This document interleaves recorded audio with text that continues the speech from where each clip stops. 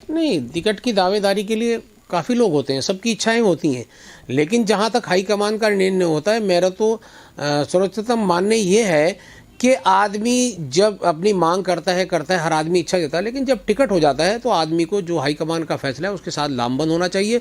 मैं तो और लोगों को भी कहना चाहता हूँ और विधानसभाओं में कहता चाहता हूँ, जहाँ जहाँ हमारे कांग्रेस के टिकट हुए हैं कांग्रेस के लोगों के साथ खड़ा होना चाहिए, ना ये कि हम इधर से खड़े हो गए, हम उसकी मुखालफत कर रहे हैं।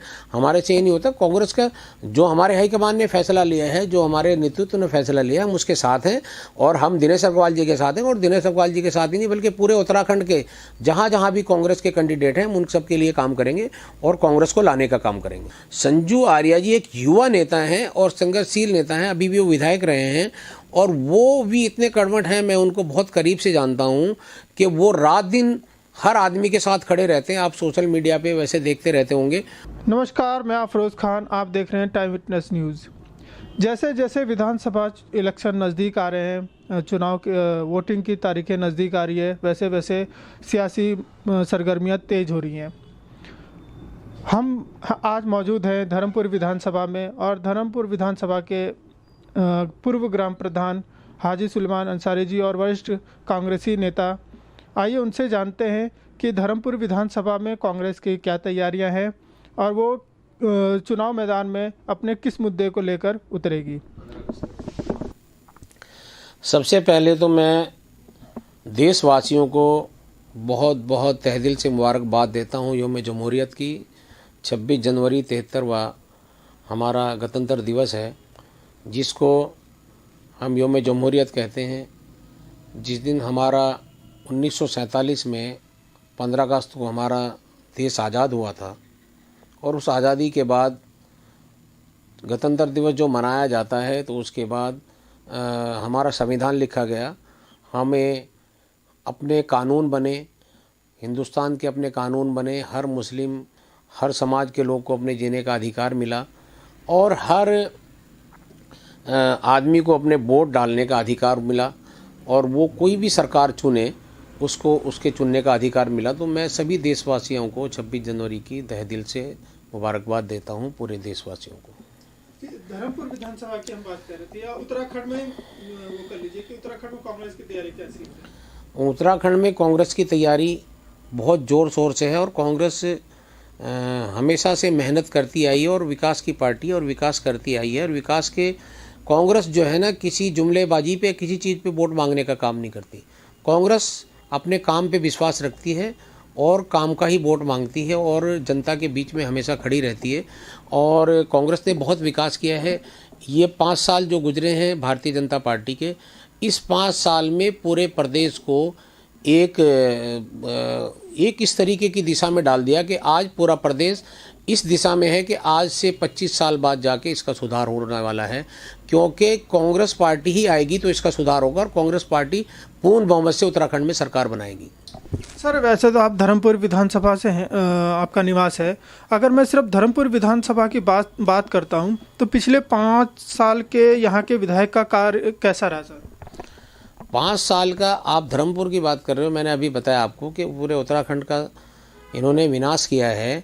और धर्मपुर की आप बात करते हैं, धर्मपुर में 5 साल में कोई भी ऐसा कार्य नहीं है, कोई एक नया कार्य हुआ हो, कोई भी हमारे यहाँ जब से नगर निगम हुआ है, ये भारतीय जनता पार्टी के टाइम में हम ग्राम प्रधान रहे तो ग्राम प्रधान के समय जो काम हो गए थे, उसके बाद जब से नगर निगम आया है, जब से हमारे यहाँ कोई काम नहीं हुआ है। एक रोड हमने, हमारे विधायक माननीय दिनेश अग्रवाल जी जो पूर्व कैबिनेट मंत्री रहे हैं, उन्होंने एक अन्ना हजारे चौक से लेके नीचे नदी तक हमारा यहाँ से 3 किलोमीटर का रास्ता है वो बनाया था। और आज उस रास्ते के हालात इतने ख़राब हैं कि उस रास्ते की रोड बनना तो बहुत मुश्किल की बात है, उसकी आज मरम्मत तक नहीं हुई है और वहाँ खड्डे पड़े हुए हैं। आज भी सुबह कुछ क्षेत्र के लोगों का मेरे पास फ़ोन आया था कि आप कहीं से बजरी डलवाकर उन खड्डों को भरने का काम करते हैं, जिससे जो नमाजी जाते हैं मस्जिद के लिए वो वहाँ से उसकी छींटें आती हैं, गंदे पानी की छींटें आती है, उसमें आप भराई का काम करा दो।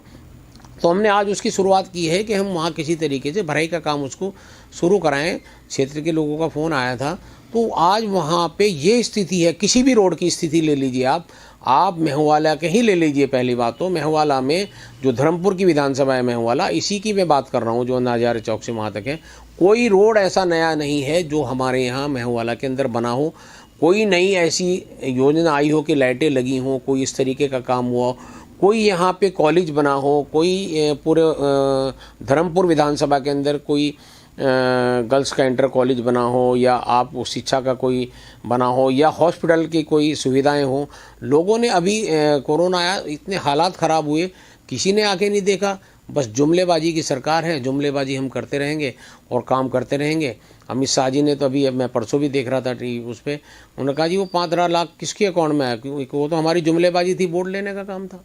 तो इनका बताइए, खुद एक देश का गृह मंत्री कह रहा है कि भाई ये जुमलेबाजी थी। वो तो शर्म आनी चाहिए इन लोगों को कि ये तो बड़ी शर्म की बात है। और आज वोट मांगने के लिए आ जाएंगे, ठीक है, वोट मांगने का अधिकार है, हर आदमी का अधिकार है, हर आदमी वोट मांग सकता है, लेकिन आप काम तो करके दिखाइए। 5 साल के अंदर क्या काम आपने किया है, कहाँ क्षेत्र की जनता के बीच में आप आके खड़े हुए हों, तो ये हमें बताइए। सर, धर्मपुर विधानसभा से कांग्रेस से कई दावेदार थे, जिसमें से एक आप भी थे, मगर टिकट मिला दिनेश अग्रवाल को। इस पे कुछ कहेंगे सर? नहीं, टिकट की दावेदारी के लिए काफ़ी लोग होते हैं, सबकी इच्छाएं होती हैं, लेकिन जहाँ तक हाईकमान का निर्णय होता है, मेरा तो सर्वोच्चतम मानने ये है कि आदमी जब अपनी मांग करता है, हर आदमी इच्छा देता है, लेकिन जब टिकट हो जाता है तो आदमी को जो हाईकमान का फैसला है उसके साथ लामबंद होना चाहिए।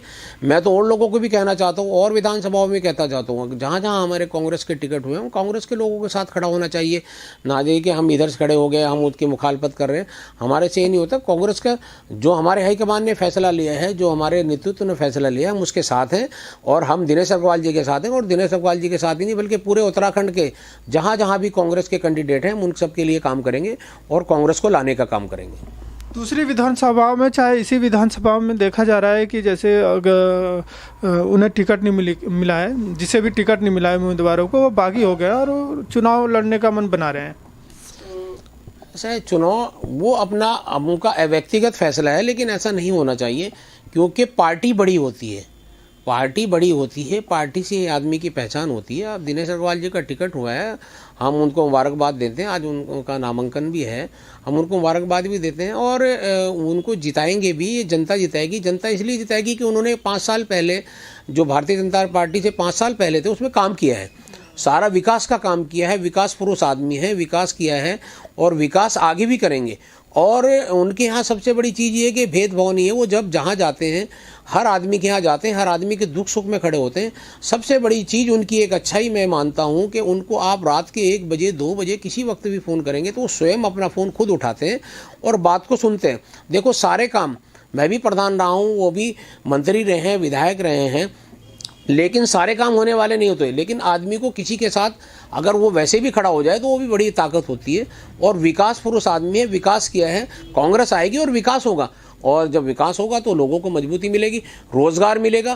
रोज़गार नहीं है, रोज़गार से लोग तरस रहे हैं, महंगाई से लोग तरस रहे हैं।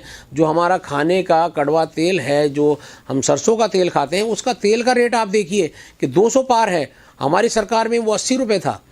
कच्चे तेल का रेट आप देखिए, जो पेट्रोल और डीजल है, जब कांग्रेस की सरकार थी तो उसका जो था 80 रुपये बैरियर था, और उस समय हमने 60 रुपये बेचा कांग्रेस ने, और आज वो जो है उसका आधा रेट है अंतर्राष्ट्रीय बाजार में, और आज ये उसको दोगुना बेचा है। क्या क्या चीज़ महंगी नहीं हुई, हर आदमी त्रस्त है। और किसानों के साथ क्या जुल्म हुआ है, किसान आत्महत्या कर रहे हैं। गन्ने का पेमेंट आज तक नहीं आया है, गन्ने का पेमेंट 1 साल हो जाता है, कोई वो नहीं है। और अपना आज खाद देंगे किसान को तो आज से ब्याज शुरू हो जाएगा। और गन्ने का पैसा इतनी अनदेखी कि 1 साल के बाद भी उसको पूरा किसान को पैसा नहीं मिल रहा है, किसान आत्महत्या कर रहा है। और कितने किसानों की शहादत हुई है, इनके कान पे जूड़ नहीं चल रही। इनकी तरफ से कुछ भी हो जाए, इनको तो अपनी रोटियां सेकनी है और अपनी जुमलेबाजी करनी है, और ये जुमलेबाजों की सरकार है।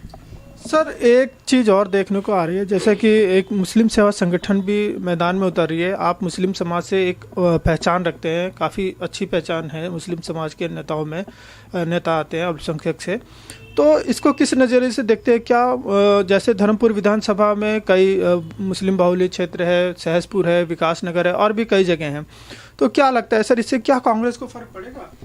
नहीं, कांग्रेस आएगी। एक्चुअली क्या है, हमारा मकसद है कांग्रेस को लाना, क्योंकि जो हालात देश के बने हैं आज के टाइम में, उस हालात को देखते हुए जो लोग हमारे कमज़ोर तबके के हैं, जो लोग अपनी दिहाड़ी मजदूरी करने वाले लोग हैं। हम लोगों को ये नहीं कि मैं भी खड़ा हो जाऊं, ये भी खड़ा हो जाए, वो भी खड़ा हो जाए। ठीक है, हम सबका सम्मान करते हैं, हम मुस्लिम सेवा संगठन का भी सम्मान करते हैं, लेकिन हम लोगों को एक मजबूती भी रखनी है। ठीक है, हम लोग सब लोगों की अपनी इच्छाएं होती हैं, लेकिन हमें मजबूती रखनी, हमें तो फ़िलहाल कांग्रेस को लाना है, कांग्रेस को जिताना है, और कांग्रेस आएगी तो विकास होगा। और ये जुल्म जाति जो लोगों पे हो रही है ये नहीं होगी, कांग्रेस के समय में नहीं हुए। आज जुल्म जाति लोगों के ऊपर कितनी हो रही है, आदमी को किसी भी उसमें फंसा के उसको जेल में डाल दिया जा रहा है। उत्तर प्रदेश के हालात देखिए क्या हैं, तो ये कितनी एक सरासर जुल्म जाति हो रही है। तो इसके लिए सबसे पहले अगर हम इस तरीके से बढ़ जाएंगे तो कांग्रेस नहीं आएगी, तो फिर ये सांप्रदायिक ताकतें हमारे सामने खड़ी हो जाएंगी, तो इससे हमारा कोई फ़ायदा होने वाला नहीं है।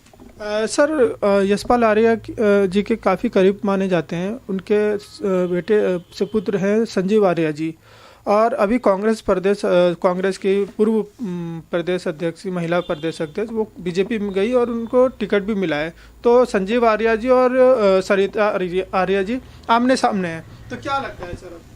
सरिता आर्या, ऐसा है, सरिता आर्या जी से कोई फर्क पड़ने वाला नहीं संजू आर्या जी को। संजू आर्या जी एक युवा नेता हैं और संघर्षशील नेता हैं, अभी भी वो विधायक रहे हैं, और वो भी इतने कर्मठ हैं, मैं उनको बहुत करीब से जानता हूँ कि वो रात दिन हर आदमी के साथ खड़े रहते हैं। आप सोशल मीडिया पे वैसे देखते रहते होंगे, और वो विकास पुरुष है। जैसे उनके फादर हैं, उन्होंने विकास किया है, आज वो लगातार जीतते आ रहे हैं। वो बाजपुर से हमेशा जीतते हैं, जहाँ से भी उनको लड़ाया है वहाँ से वो जीतते हैं। वो इसलिए जीतते हैं कि उन्होंने विकास किया है, लोगों के बीच में लोगों की पीड़ा को सुना है, लोगों के दर्द को सुना है।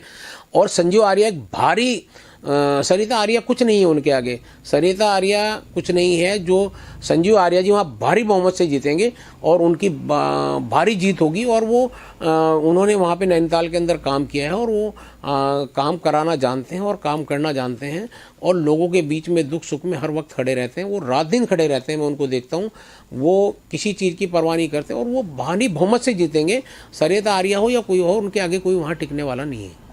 कांग्रेस की कितनी सीटें आ रही है सर? पूर्ण बहुमत आ रहा है?